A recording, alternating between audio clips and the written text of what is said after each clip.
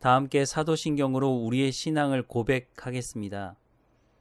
나는 전능하신 아버지 하나님, 천지의 창조주를 믿습니다. 나는 그의 유일하신 아들 우리 주 예수 그리스도를 믿습니다. 그는 성령으로 잉태되어 동정녀 마리아에게서 나시고 본디오 빌라도에게 고난을 받아 십자가에 못 박혀 죽으시고 장사된 지 사흘 만에 죽은 자 가운데서 다시 살아나셨으며 하늘에 오르시어 전능하신 아버지 하나님 우편에 앉아 계시다가 거기로부터 살아있는 자와 죽은 자를 심판하러 오십니다. 나는 성령을 믿으며 거룩한 공교회와 성도의 교제와 죄를 용서받는 것과 몸의 부활과 영생을 믿습니다. 아멘. 찬송가 326장 찬양하겠습니다. 326장입니다.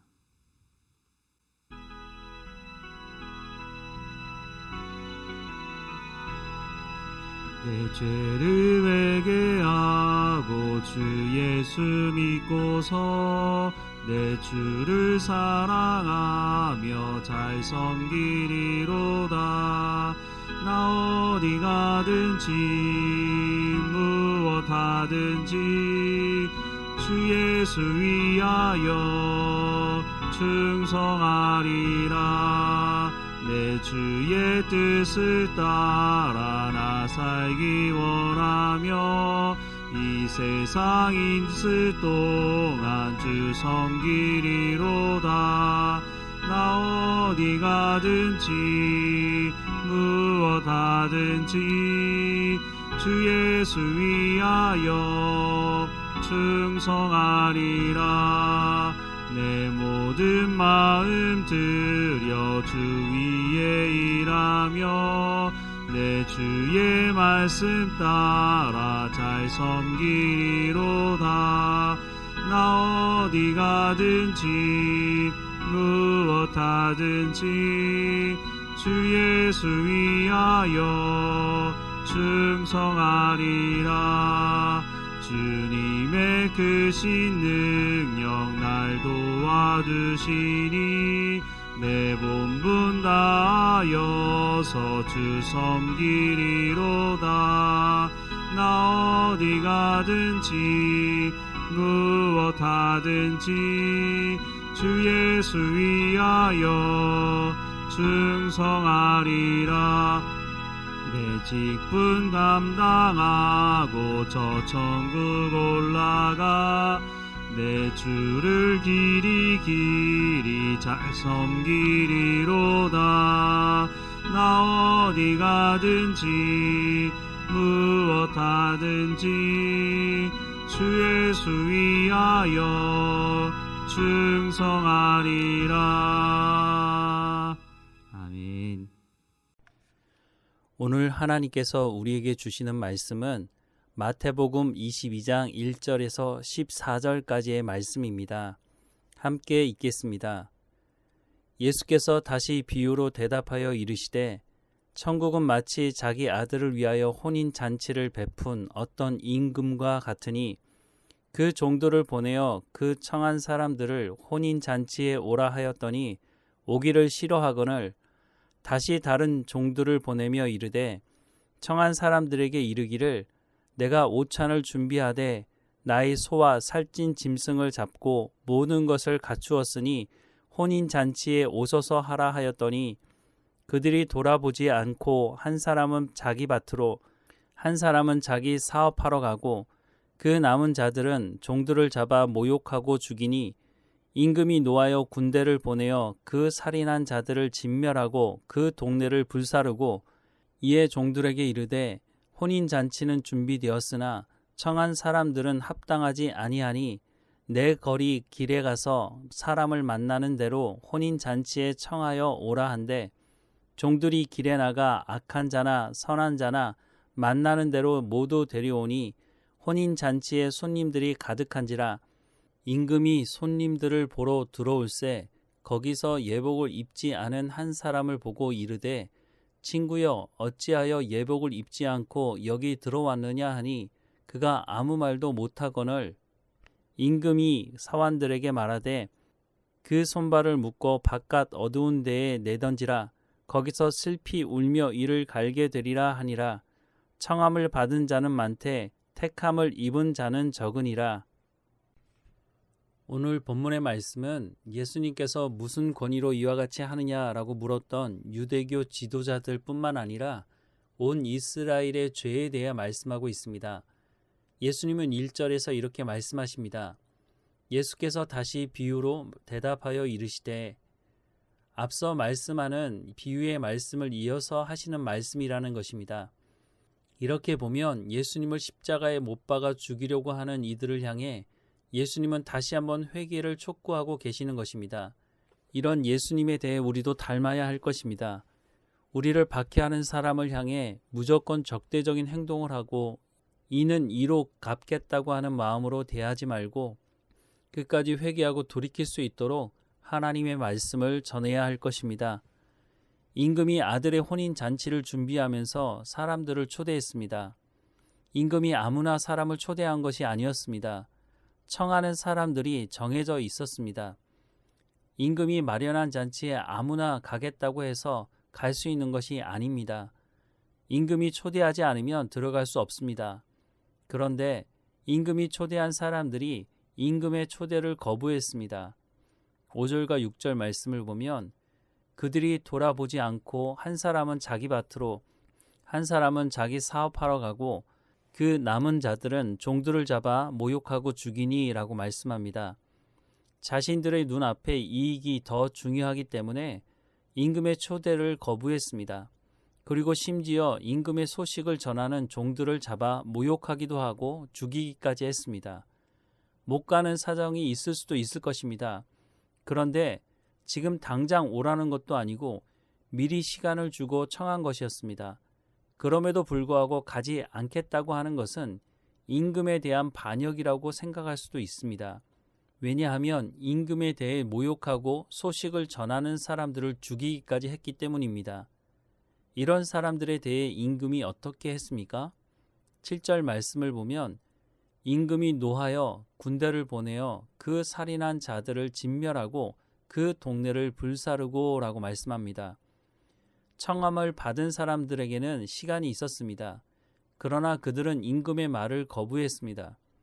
당시 임금은 절대 권력을 가지고 있는 시대였습니다.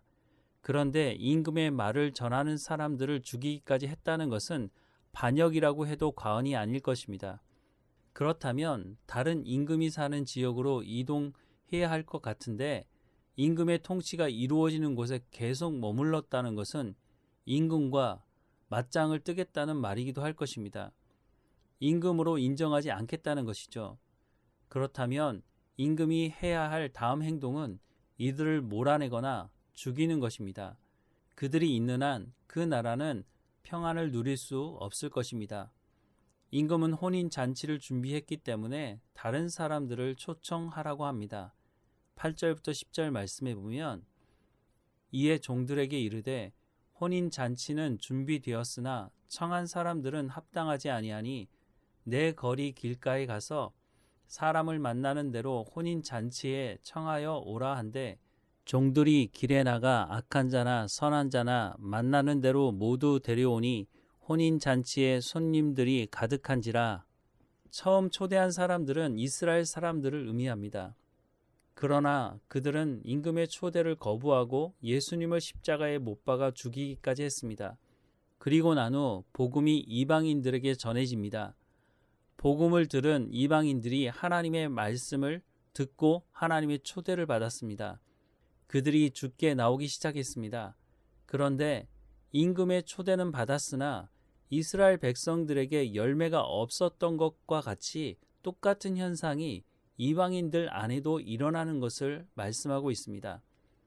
11절부터 14절 말씀에 보면 임금이 손님들을 보러 들어올새 거기서 예복을 입지 않은 한 사람을 보고 이르되 친구여 어찌하여 예복을 입지 않고 여기 들어왔느냐 하니 그가 아무 말도 못하거늘 임금이 사환들에게 말하되 그 손발을 묶어 바깥 어두운 데에 내던지라.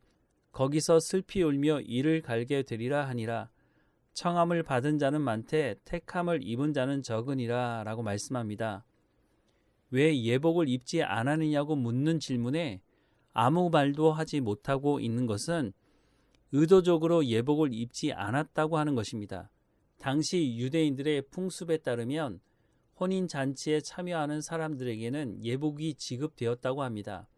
그런데 예복을 입지 않았다는 것은 의도적으로 입지 않았다고 볼 수 있는 것입니다. 무엇인가 문제가 있었다면 임금의 질문에 답을 해야 했을 것입니다. 그런데 아무 답도 하지 않았습니다. 즉 이들에게도 열매가 없는 것입니다. 하나님의 말씀 듣기를 거부하고 자신들의 이익을 쫓았던 이스라엘 백성들과 같이 탐욕을 따라 산 사람들입니다. 그들에 대해서 똑같은 결과에 대한 말씀을 하십니다. 13절 말씀에 임금이 사환들에게 말하되 그 손발을 묶어 바깥 어두운 데에 내던지라 거기서 슬피 울며 이를 갈게 되리라 하니라 라고 말씀합니다. 하나님은 모든 사람이 구원받기를 원하십니다. 그래서 우리로 하여금 땅끝까지 가서 복음을 전하라고 하십니다. 그런데 청함을 받은 사람은 많지만 택함을 입은 자는 적다고 말씀하십니다. 이 말씀은 우리를 공포에 떨게 하기 위해 하시는 말씀이 아닙니다. 어디에서나 복음을 거부하고 대적하는 사람들은 있습니다.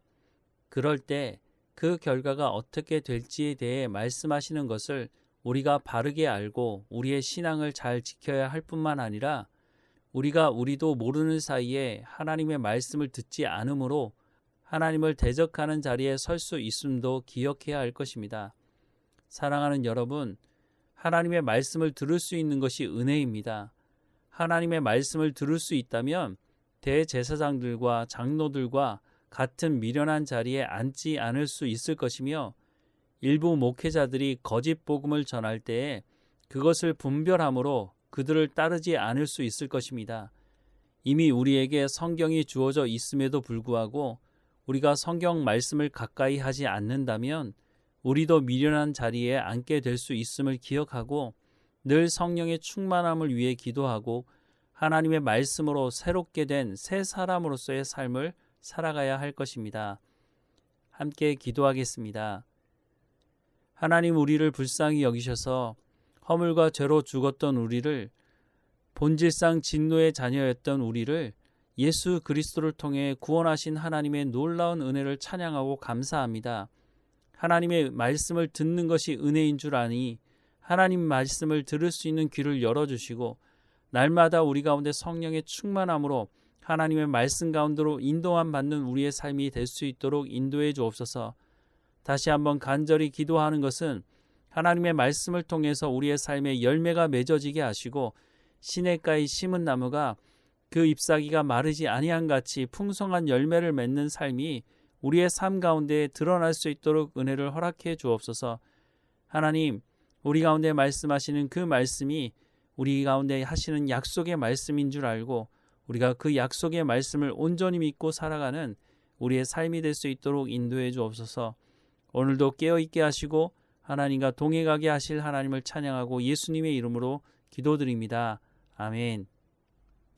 하늘에 계신 우리 아버지, 아버지의 이름을 거룩하게 하시며 아버지의 나라가 오게 하시며 아버지의 뜻이 하늘에서와 같이 땅에서도 이루어지게 하소서.